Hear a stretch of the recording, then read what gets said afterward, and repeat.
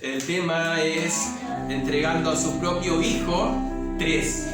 Entregando a su propio hijo 3, recibiendo de nuevo al hijo, la resurrección. El subtítulo, el tema de esta mañana es recibiendo de nuevo al hijo y simbolizando así la resurrección. Ya vamos a ver por qué. Vamos a Génesis 22. Vamos a leer 4 versículos del 15 al 19. Esto nos va a llevar a nuestros pensamientos, volvernos al monte Moría, donde Abraham está con su hijo. Dios lo había enviado a ese lugar y Abraham estando ahí sucede ese gran milagro, ese gran llamado de Dios: no le hagas daño. Y he aquí un cordero que estaba trabado detrás de la espalda de Abraham.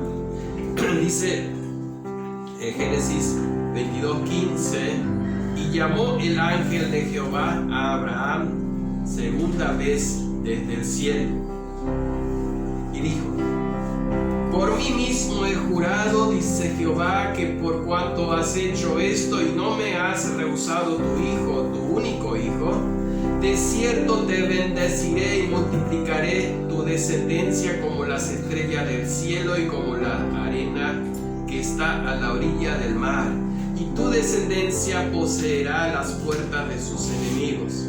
En tu simiente serán benditas todas las naciones de la tierra, por cuanto obedeciste a mi voz.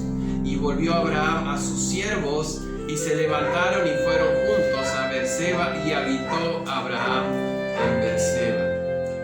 Sean gratos los dichos de mi boca y la meditación de mi corazón, Señor mío y Dios mío. Vimos en este capítulo, el capítulo 22 de Génesis, que es uno de los capítulos centrales del Antiguo Testamento, cómo Dios prueba la fe de Abraham. Prueba no solo la fe, sino la obediencia de Abraham. ¿Y por qué lo hizo si Dios ya conocía el corazón de Abraham? 12. Porque yo conozco que temes a Dios. ¿Por qué lo hizo? Si él ya conocía. Hay un motivo detrás de las pruebas, como para nosotros también. Las pruebas no son del diablo, no son para debilitarnos, sino para fortalecer nuestra fe. Y eso es lo que Dios quería hacer con Abraham. Es difícil cuando uno está en medio de la prueba a veces encontrar el consuelo en esta palabra, pero Dios nos dice que son para crecimiento. Santiago 1:3 lo confirma. Hay muchos textos, pero quiero solo leer Santiago 1:3. Sabiendo que la prueba de vuestra fe produce paciencia, que es lo que más nos falta muchas veces. Y cuando nos hallamos en la prueba, debemos entender y aceptar que es porque Dios quiere hacer, o Dios quiere producir paciencia en nosotros. Dios pidió que sacrificara a Abraham, su único hijo, a su amado hijo. Y esto es un tipo de lo que Jesús, o de lo que Dios hizo por ti y por mí. Él sacrificó a su unigénito, a su amado hijo en la cruz. Abraham fue muy diligente al obedecer. Él nos dejó un ejemplo. La frase que dice Dios proveerá, ¿se acuerdan cuando él dice, Isaac le dice: Padre, la leña, el fuego, el cuchillo y el cordero? Y Abraham le contesta: Dios proveerá. En el original se puede traducir también: Dios verá. Dios verá lo que hace. Podemos completar esa frase: Dios verá cómo lo soluciona. Dios verá por el cordero. Dios está viendo dónde está el cordero. ¡Qué fe! ¡Qué fe al entregarse en un momento de obediencia completa al Señor y no ver lo que va a suceder, pero poder decir: Dios verá, Dios sabe, Dios conoce. Cuando Abraham toma el cuchillo y lo levanta, el ángel llama desde el cielo, el ángel de Jehová, dice, y ustedes saben que el ángel de Jehová se refiere a una teofanía, o sea, una aparición de Dios. El ángel de Jehová siempre está en mayúscula porque es Jesús mismo antes de su encarnación. Jesús, el que después iba a ser el Cordero, le llama desde el cielo y dice, Abraham, Abraham, no le hagas daño. Yo conozco que temes a Dios y no me rehusaste a tu único hijo. Romanos 8:32 dice que no escatimó, Dios no escatimó a su propio hijo. Isaac sería el padre del pueblo de Dios. Tengan en cuenta esto. Isaac era la promesa que Dios le había dado a Abraham, que sería el padre del pueblo de Dios, los judíos hoy. A veces se habla de los hijos de Israel porque representa el padre de las 12 tribus, pero Isaac fue el padre de Israel. Así que él fue padre, es padre de el pueblo de Dios. Pero él también merecía morir, así como Adán y como cualquiera de nosotros. Acuerden Génesis 2, por haber pecado.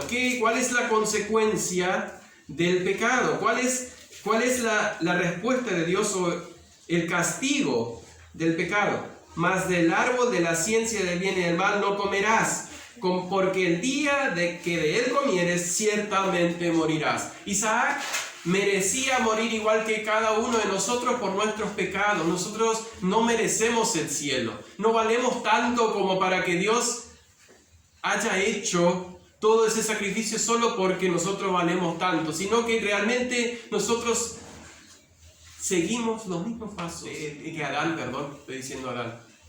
Isaac, realmente, si vamos por la justicia de Dios, debía morir en ese lugar. Pero ahí está la gracia y la misericordia de Dios. No le hagas daño.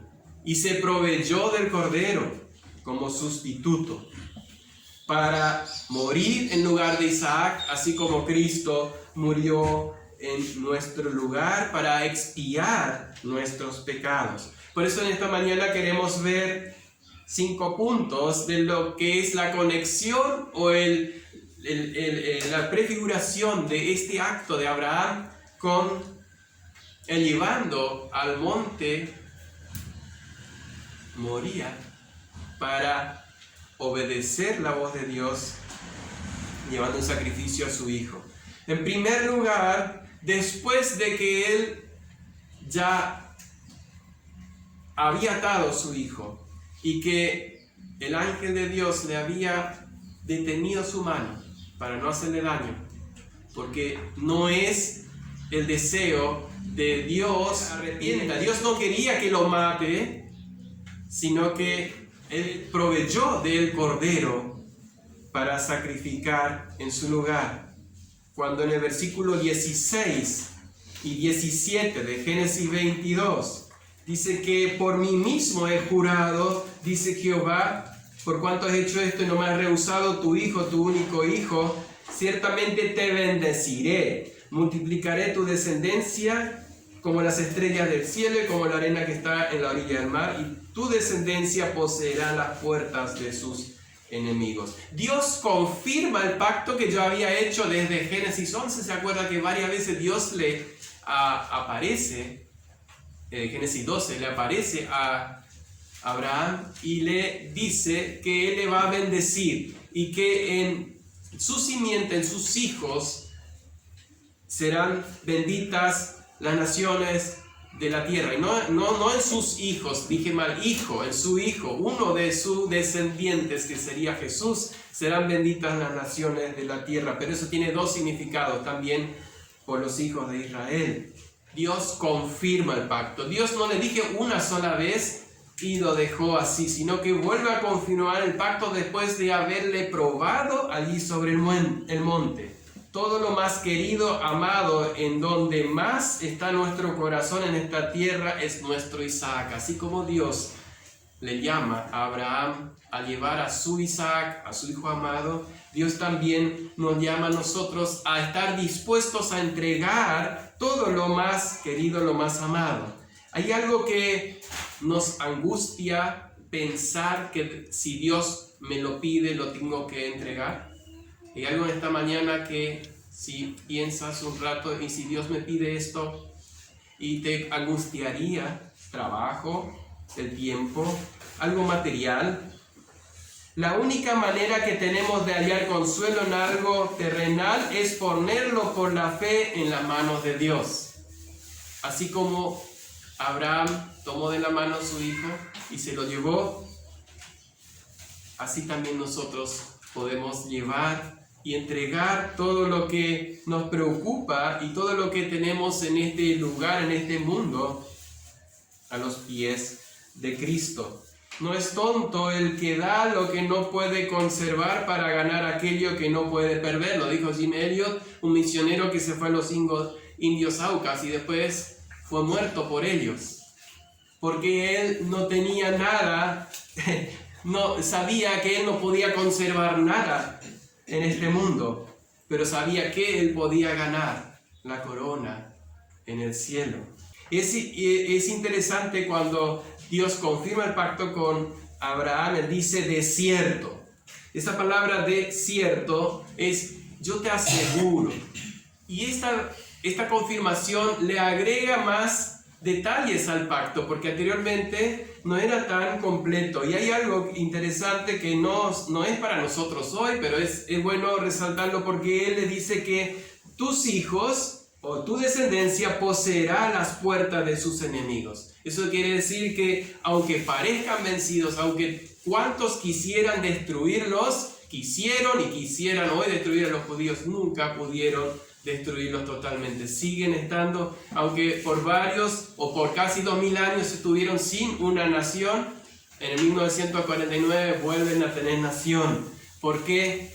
Porque Dios había prometido a Abraham. Esa promesa hace miles de años atrás se cumple. Dios siempre cumple sus promesas. Por eso podemos estar tan seguros en nuestra fe en el Señor, que Él cumple sus promesas.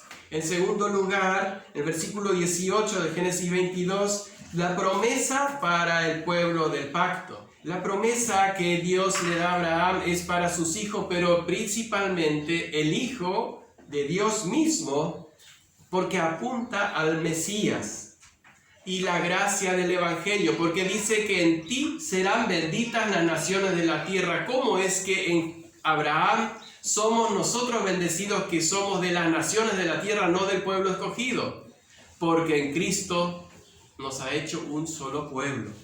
Este incidente que vemos en la vida de Abraham, en donde en vez de sacrificar a su propio hijo, aunque Dios nunca quiso que se sacrificaran a los niños, Dios prohibió después en el Levítico, pero ese incidente nos muestra y nos lleva a ver el símbolo de la resurrección de Jesús. Fíjense cómo lo toma Hebreos, y ahí vamos a ir a Hebreos 11, 17 al 19. Cómo es descrito este acto de Abraham.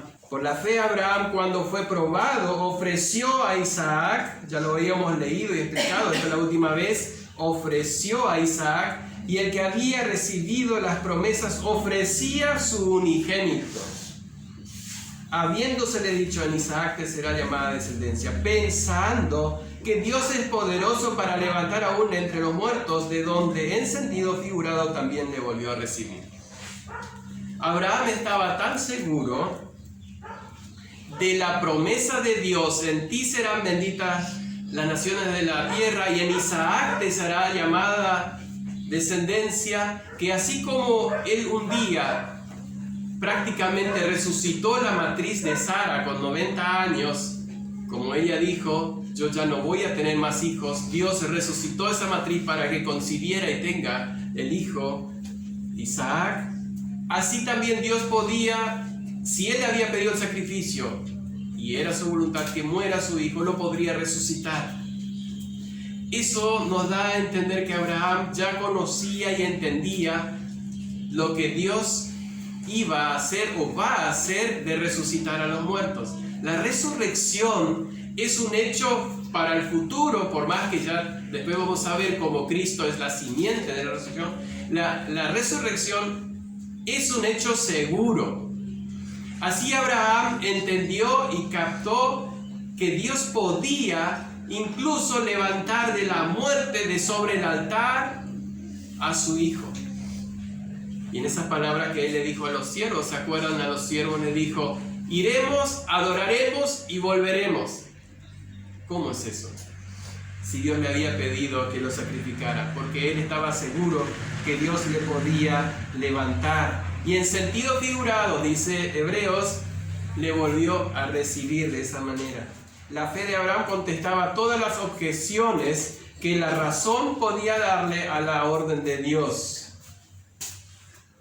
que ofreciera a Isaac sobre el altar, sabiendo que Dios había prometido y Él va a cumplir. Esa misma fe y esa misma seguridad nosotros necesitamos tener hoy. La seguridad de que Jesús dijo: volveré otra vez. Él va a volver y está cada vez más cerca. La seguridad de que Él dijo: los voy a resucitar y los voy a llevar al lugar donde yo estoy, a un lugar mucho mejor, lejos del dolor y el sufrimiento que hoy podemos sufrir o tener en nuestras vidas muchas veces. Romanos 4, 20 y 21 nos vuelve a hablar. Tampoco dudó, dice. Ven que la Escritura siempre recalca eso. Tampoco dudó, habla de Abraham, por la incredulidad de la promesa de Dios, sino que se fortaleció en fe, dando gloria, plenamente convencido de que era también poderoso para hacer todo lo que había prometido. Él había prometido: la simiente de Isaac será para bendición. Entonces también sabía que Dios iba a cumplirlo. Donde Dios promete, Dios cumple. Eso ténganlo por seguro. Igualmente, donde Dios dice que va a castigar un día el pecado en el infierno, a los pecadores que no se arrepienten en el infierno, así también lo va a cumplir.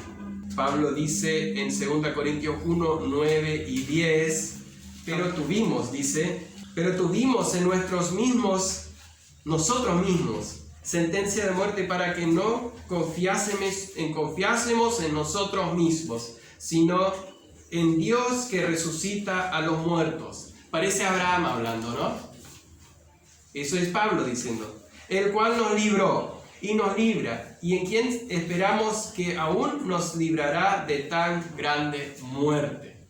Dios cumple sus promesas, así como Él había hecho la promesa y cumplió. Después tenemos este acto tan especial. La resurrección de Cristo cumple la profecía del Antiguo Testamento y cumple lo que Dios hizo con Abraham, entregándole de nuevo al Hijo. La resurrección de Cristo cumple este acto que es simbólico de la resurrección de Cristo. ¿De cuál es el sentido de decir felices Pascuas? Porque a veces se dice así muy livianamente a cualquiera felices Pascuas. Y si la persona ni conoce al que resucitó, ¿qué sentido tiene de que sea feliz Pascua para él? No es feliz Pascua para el que no cree en el resucitado, el que no acepta a Cristo crucificado, muerto y sepultado, pero resucitado el tercer día. Dice Mateo 28, pasando el día de reposo, al amanecer del primer día de la semana, vinieron María Magdalena y la otra María a ver al sepulcro. Y hubo un gran terremoto, porque un ángel del Señor descendió del cielo, llegando, removió la piedra y se sentó sobre ella. Su aspecto era como un relámpago y su vestido blanco como la nieve. Y de miedo de él los guardas temblaron y se quedaron como muertos. Mas el ángel respondió, dijo a las mujeres: no temáis vosotras, porque yo sé que buscáis a Jesús, el que fue crucificado. No está aquí, pues ha resucitado, como dijo. Venid y ved el lugar donde fue puesto el Señor, e id pronto y decid a sus discípulos que ha resucitado de los muertos. nadie pudo contradecir. Hubiera sido la victoria más grande para los enemigos de Dios traer el cuerpo de Jesús y mostrárselo a todos, decir, ven que ustedes es un fraude lo que ustedes están creyendo, lo que ustedes están diciendo es una mentira.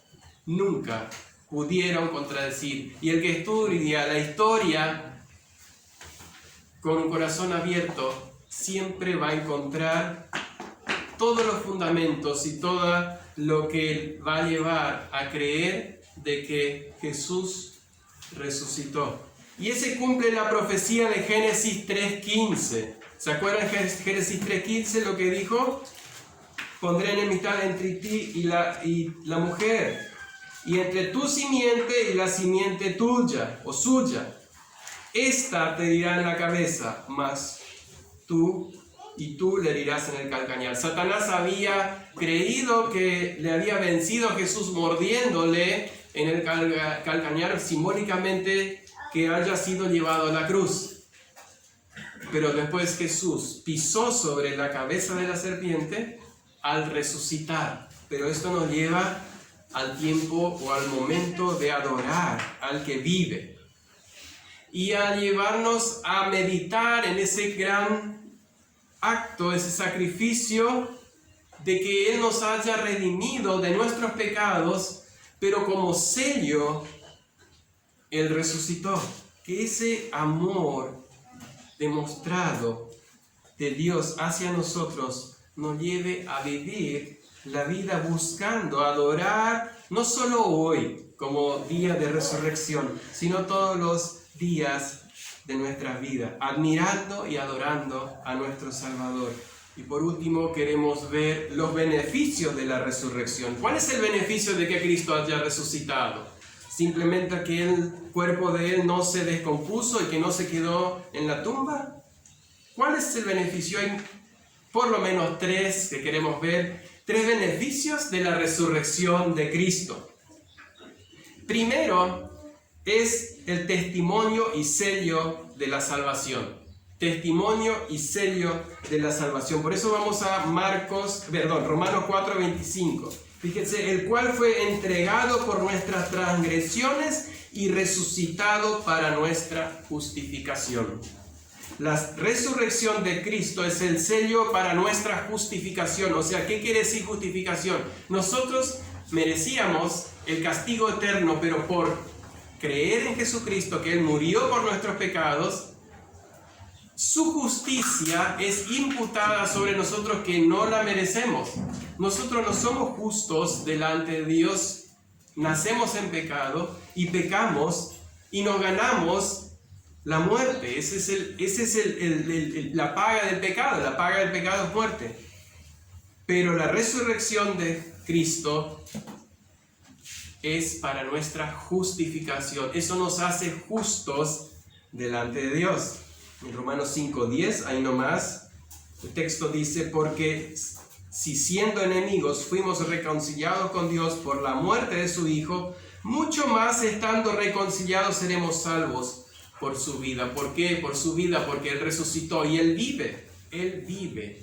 Él no muere más todos los Viernes Santos y hay que estar callados porque Él muere en ese día, y el sábado es un día triste, pero el domingo comenzamos de nuevo con toda la alegría porque Él resucitó. Él una sola vez hizo ese acto y fue suficiente. Segundo beneficio de la resurrección de Cristo. Vimos el primero, que es testimonio y sello de la salvación. Pero el segundo es la esperanza para el creyente. Dice 1 Corintios 15:20, mas ahora Cristo ha resucitado de los muertos, primicias de los que durmieron es hecho. Todos los periodistas y todos los canales siempre hablan de la primicia. Ellos son los primeros que dan la información y sueñan con que se le reconozca ser el primero. Pero en realidad no es solo por ser primicia de una noticia, es lo primero en fruto. Esto se refiere a la primicia del Antiguo Testamento. Para los judíos era muy conocido cuando alguien decía primicia. ¿Por qué? Era el primer fruto que debían tomar al cosechar el primer fruto y llevarlo al templo, ofrecerlo en el templo a los sacerdotes. Esa era la primicia, y eso daba la seguridad de que había más cosecha, de los cuales después el diezmo era llevado también al templo. Pero la primicia era la seguridad de que había más cosecha, de que recién comenzaba la cosecha. Esa es nuestra esperanza. Cristo resucitó como primicia. Él es el primero y Él está dando la esperanza a nosotros de la resurrección. Romanos 8:11. Y si el espíritu de aquel que levantó de los muertos a Jesús mora en vosotros, acá está la diferencia. La primicia de Jesús es solo por el pueblo que tenga al Espíritu de Jesús morando en sus corazones, en sus vidas. El que levantó de los muertos a Cristo Jesús vivificará también vuestros cuerpos mortales por su Espíritu que mora en vosotros. Esa es la seguridad. Es una promesa. Dios va a resucitarnos cuando enterramos o cuando llevamos al cementerio un cuerpo, porque se habla del cuerpo. Ya no se habla más de la persona porque su alma no está más ahí. Ese cuerpo, dice la Biblia, un día va a resucitar. Un día Dios lo va a resucitar, así como esa seguridad que Él dio mostrando a Jesús resucitado. Por eso le tuvo 40 días caminando con sus discípulos y con muchas pruebas de que Él realmente había resucitado. Somos partícipes de los beneficios de su muerte con esta esperanza. Podemos hacernos unas preguntas esta mañana para reflexionar, para evaluarnos y para poder contestar debemos recordar algunas conversaciones, últimas conversaciones que tuvimos. Hagamos este ejercicio, hagámoslo todos juntos, cada uno individual. ¿Por qué tantos desvelos por cosas que son solo de este mundo? ¿Por qué tanto afán por cosas que mañana pueden no estar más? ¿Será que las cosas terrenales valen tanto la pena que nos quiten la mirada de las eternas? ¿Será que las cosas que vemos en este mundo valen tanto la pena que nos quiten la mirada de nuestro Señor y del futuro nuestro glorioso en el cielo? Vale la pena. Pero tenemos un beneficio más de la resurrección de Cristo, importante para aplicar a nuestras vidas. Motivación para vivir una vida santa. ¿Qué tiene que ver la resurrección de Cristo con que vivamos vidas santas? ¿Qué tiene que ver? Veamos. 1 de Pedro 1:3. Bendito el Dios y Padre de nuestro Señor Jesucristo, que según su grande misericordia nos hizo renacer para una esperanza viva por la resurrección de Cristo de los muertos. Primero nos hizo renacer para una esperanza viva. La resurrección de Cristo es lo que produce el poder de Dios que nos hace dar una vida nueva. Como dice 2 Corintios, que somos nueva criatura. El que está en Cristo, nueva criatura es. Fíjense, un texto que nos dice un poquito más. Pueden decir, bueno, ¿dónde dice acá de la motivación para la vida santa? Vamos a Romanos 6, 4 y 5. Y ahí nos va a dar el punto. ¿Ven? Porque somos sepultados juntamente con Él para muerte por el bautismo, a fin de que como Cristo resucitó de los muertos por la gloria del Padre, así también nosotros andemos en vida nueva. Porque si fuimos plantados juntamente con Él en la semejanza de su muerte, así también lo seremos en la resurrección o en la de su resurrección. Y quiero detenerme un ratito en esta frase, que andemos en vida nueva. así también nosotros andemos en vida nueva. No somos testigos de la resurrección de Cristo si vivimos nuestras vidas a nuestro antojo y según nuestro capricho o según nuestras perspectivas, o peor, la del mundo, que muchas veces coincide todos los días. Debemos alzar nuestra mirada y desear que nuestra motivación sea la resurrección de Cristo a vivir una vida santa. Así como Cristo liberó por su poder su propio cuerpo, porque su cuerpo es el que estaba en la tumba, y él por su propio poder, Dios liberó a ese cuerpo de Jesús, así también nosotros somos liberados de servir en esclavitud al pecado. Ya no somos esclavos del pecado. Cristo nos quiere liberar de la naturaleza vieja o del cuerpo muerto, según Romanos 7:24. Miserable de mí, ¿quién me librará de este cuerpo de muerte? ¿Para qué? Para que vivamos para Dios. Versículo 25. Gracias doy a Dios por Jesucristo nuestro Señor, así que yo mismo con la mente sirvo a la ley de Dios, mas con la carne a la ley del pecado. Cristo nos liberó para que vivamos en santidad, siendo testimonio de su gloria, o para su gloria. No es simplemente un esfuerzo para ser mejores o parecernos mejores, como aquellos fariseos y hipócritas a que Jesús mismo denunció. Le dijo: para afuera ustedes se parecen muy santos, hacen ayuno, diezman, hacen de todo para que los hombres los tengan en alta estima y digan: mira, ahí va un santo. Eso no es, sino para directamente vivir según la nueva naturaleza en comunión íntima con el Señor. Como dice Romanos 14:8, pues si vivimos, para el Señor vivimos. Si morimos, para el Señor morimos. Así que si vivamos o que muramos, del Señor somos. Esa es la perspectiva de nuestra vida. Todo lo que sucede como Abraham fue en fe, así debemos caminar nosotros en fe, motivados una vida santa para testimonio de Dios. Y para concluir esta mañana, siempre se espera que un líder sea el que vaya adelante, ¿no? Eso es lo que se espera y se desea, que el líder sea el primero, el que exponga su vida, el que demuestre que se puede hacer, el que corra los riesgos. Eso es el verdadero líder. Muchos seguidores esperan a que el líder haga todo y después, bueno, algunos ni siquiera quieren hacer lo que hizo el líder, pero otros sí lo siguen. Esos son los verdaderos seguidores. Pero hay un verdadero líder que mostró ejemplo. Fíjense cómo él la noche antes de ser entregado, en esa noche cuando fue entregado, lavó los pies de los discípulos. ¿Y qué le dijo? Ejemplos he dado.